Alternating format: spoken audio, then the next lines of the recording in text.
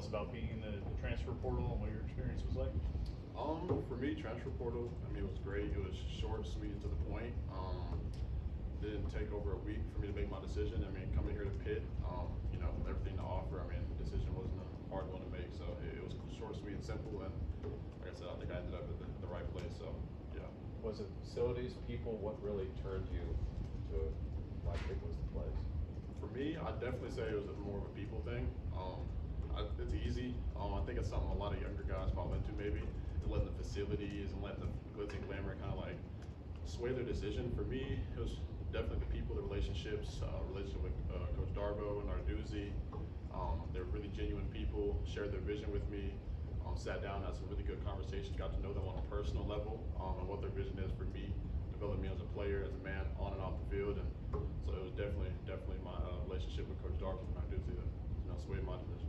How do you reflect on your Akron days, just how you developed there, just early on? What do you think the keys are going to be for you to translate your game to the ACC? Akron, it was a great opportunity, like I said, for me to start 3 years, get that experience, get the snaps under my belt, develop as a player, grow as a leader off the field in the locker room. That's a big thing. A lot of people undermine, like becoming a leader off the field, being a guy that younger guys can look up to. I definitely had an opportunity to grow in that aspect, and then in terms of just like how it translates, how playing at Akron will translate to Pitt, I definitely think it's another it's ACC, playing Power 4 football, so got to be able to be ready for the speed of the game to change, compared to the MAC, but definitely had some great opportunities, early on in the season with our non-conference play to get a taste of it. So now having that 24/7 is going to be a great opportunity for me to develop and adjust to the speed of the game, which I'm really looking forward to, which is one of the biggest reasons I came here. You mentioned getting the taste of Power 4 football and the non-conference. You guys had Nebraska last year. You played a good bit in that game. Just what did you take away from that type of game? The speed, the play style, and everything like that. I'd say my biggest takeaway from just my non-conference Power 4 games in general, throughout my duration at Akron, it was very exciting getting to see that environment and play in it. And as a player, you go in, like a lot of people go in with this underdog mentality, but for me it was always like I always had like the confidence in my game that I was just as good as anybody else in the field. And as you can tell if you look at the film, I played just like it. So kind of got to go in there. For some people, it's that underdog mentality. You got to have that dog in you and be ready to adjust to the level and play your best ball regardless of who you're playing against, whether it's a Power 4 opponent or FCS opponent. You know what I mean? You were on the Warfel, I'm probably saying it wrong, the Warfel Trophy watch list. How important is service and leadership to your identity as a player? Absolutely. I'd say it's a very, very big part of who I am as a player, and most importantly, who I am as a man. That was just a testament pretty much to like my community service off the field and kind of my investment into the community, which I truly do have, is a big part of who I am.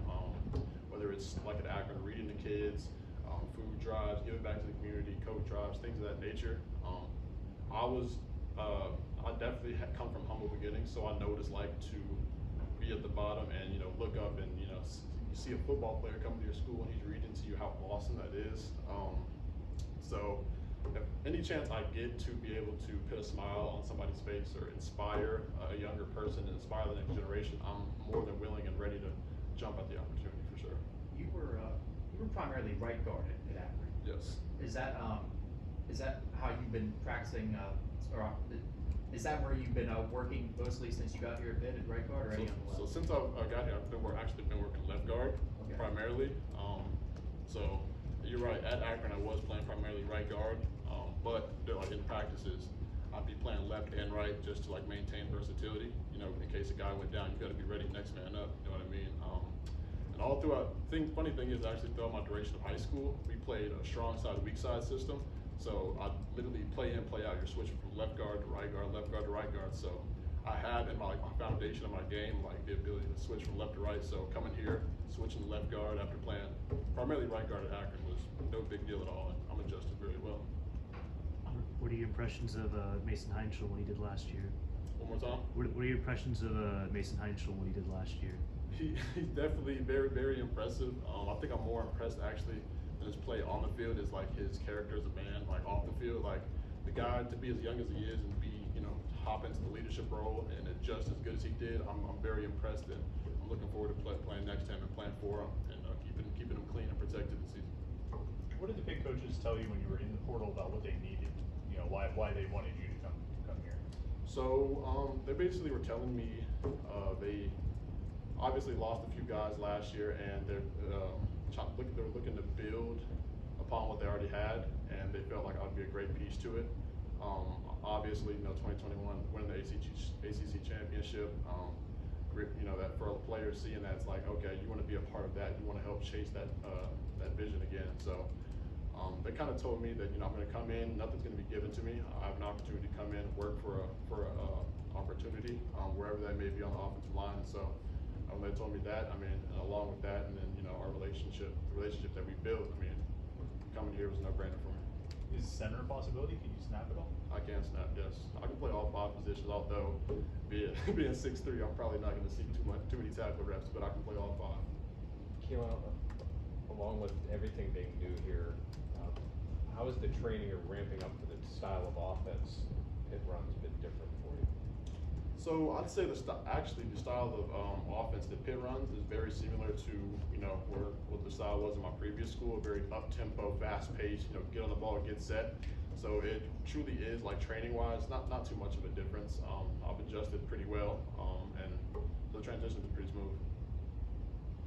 Anything else? You said about your high school, you would just flip back and forth. Maybe I just haven't seen enough high school football, but when you think back on that, are you like, that's crazy? We were just, you know, flipping left or right every play. So yeah, I mean, thing is, like that, like at the time, that was the complete norm for me. Like, I'm like, oh, okay, that's what we do. You know, you go to the strong side, you go to the weak side, depending on where you're playing. So then when I finally got to college, they kind of told me, like, yeah, well, you know, if I put you at right guard, you're gonna stay at right guard the duration of the game. I'm like, really? It was kind of like an eye-opening moment for me. So yeah, like I said, I have the versatility, and so I'm definitely play either way. Just wherever the team needs me, you know, where I can be the best fit and provide for the team for us to win. How do they determine which side you're on at what point?